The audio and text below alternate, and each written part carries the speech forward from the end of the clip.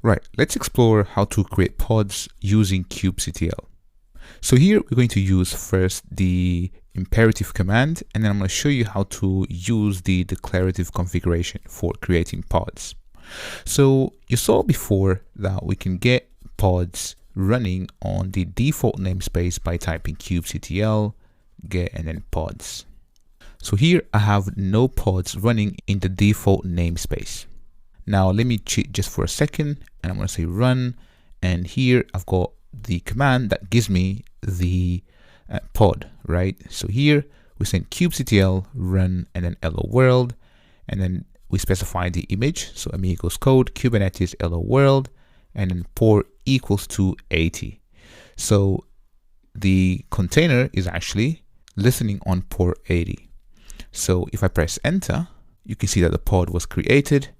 And now if I type get pods, let me just clear the screen, and you can see that we have one pod running, which is really cool.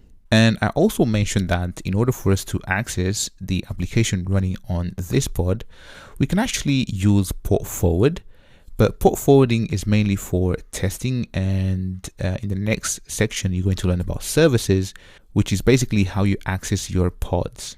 You can think of it as a load balancer. So let's just for now just use port forward. So let me just press Control and then R, and then I'm going to type port dash and then forward. And this is how we can basically connect to our pod. So here I'm saying kubectl port forward, and then the pod hello world, and then 8080 on the host will map to 80 on the container. So if I press enter, there we go. You see that forwarding localhost 8080 to 80, which means that if I open up my web browser, and in here I've got Safari, so localhost colon and then 8080, and we get this application which is running in Kubernetes. So nothing fancy here, but you can see that we can access the application. Again, you shouldn't really be using port forwarding. Port forwarding is mainly for testing purposes, but I'll show you a better way using services. So there you have it. This is how you create a simple pod using the imperative command. So if I cancel out of this, I've just pressed Control C, clear the screen.